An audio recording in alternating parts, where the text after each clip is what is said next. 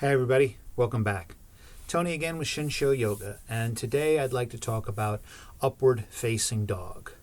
So upward facing dog is the counter pose to downward facing dog.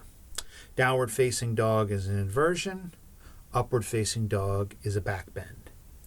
Now, in my years of teaching, upward facing dog is done incorrectly just as many times as downward facing dog is.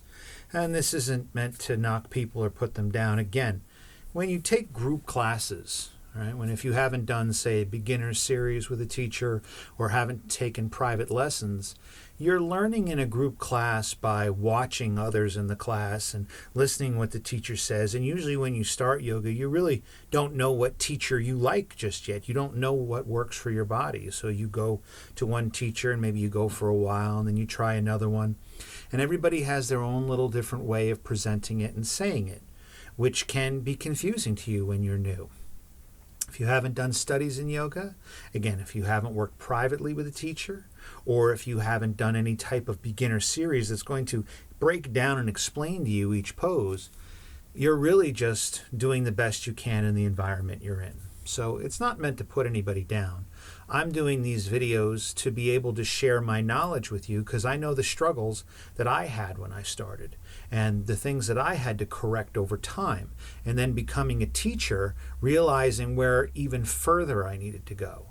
So I didn't have much in the way of resources. I didn't really even know where to go to find stuff out. And when I would watch videos about yoga or get books about yoga, they would be too kind of lofty and a little too what I would call wavy gravy, a little out there. So I try to present it in a direct and succinct manner. Hopefully that comes across.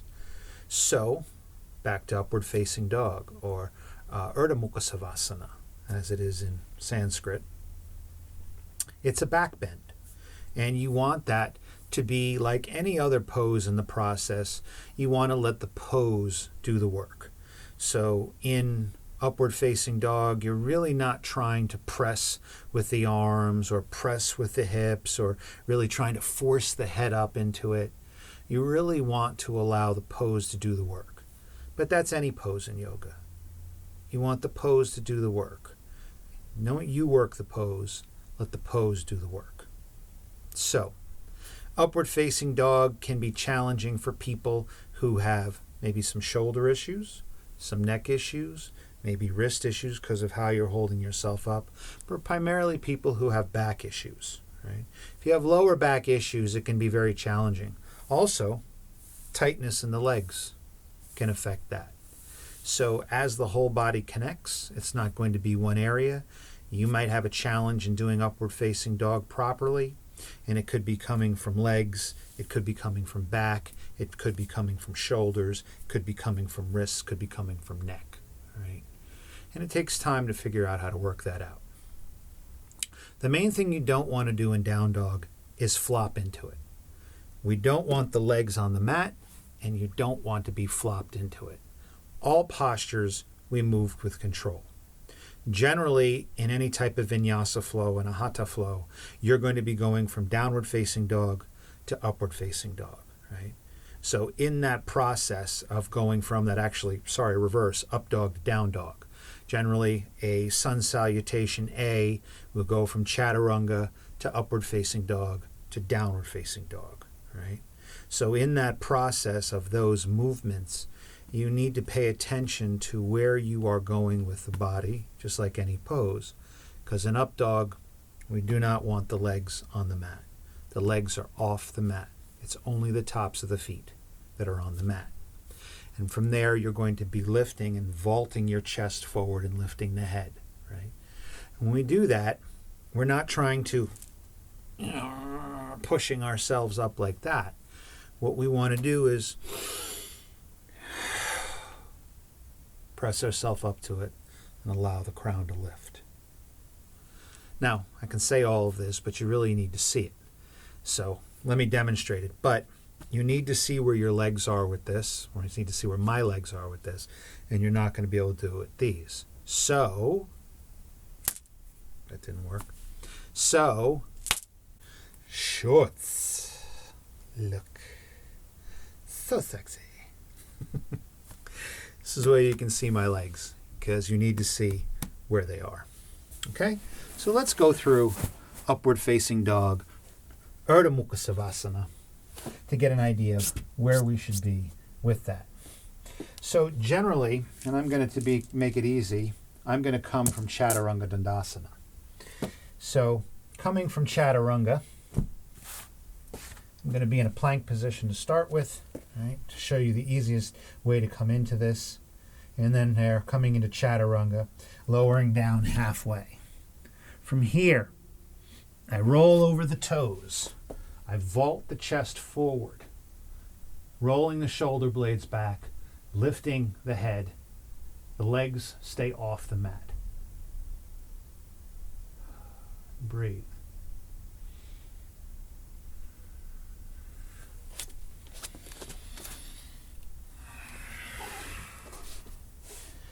What you don't want to do in upward facing dog is this,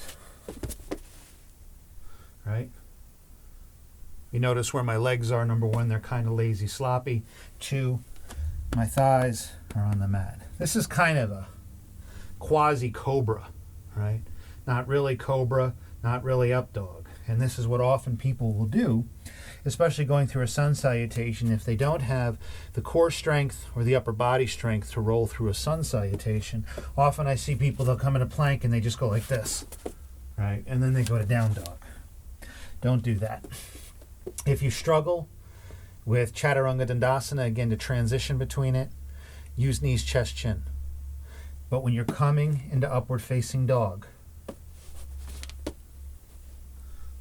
thighs are off the mat, knees off the mat, tops of the feet down, feet are close together, chest vaults forward, shoulders roll back, head lifts. And in the process of that, where you have your hands is just as important. So just in downward facing dog, we talked about positioning of the hands. For your up dog, you want them pretty much in line with the shoulders, right? Not out here. If you're doing your up dog and you're out like this, you're going to collapse into your elbows. See what happens with that with my elbows? And I'm dropping low. But keeping those hands in line with the shoulders. Now, if you can see here, when I do that, my side body comes against back of my arm here, my tricep. Offers support. Again, tops of the feet down, feet close together. We're going to try to avoid this. Close together. Thighs off the mat. Letting the hips come forward. The chest to vault up. Shoulders to roll back, the head to lift. Right? So again, if I'm coming from it from Chaturanga, toes tucked. Rolling over the toes, vault the chest forward, lift the head. And then if I come back to down dog. When we lift the head in the posture, we're not looking to take the head and crane it back, right? We're not looking to. Now maybe a teacher may have you do that from time to time, but you're not really looking to do that. It's chest comes forward, head comes up. Avoid collapsing in like this. Avoid collapsing in like that, right? So you don't want to be in your up dog like this. You know, don't mind the legs. It's like that. Shove it this way. You don't want to be like this. Like this. So this is not proper up dog. Legs down, shoulders collapsed, or like this.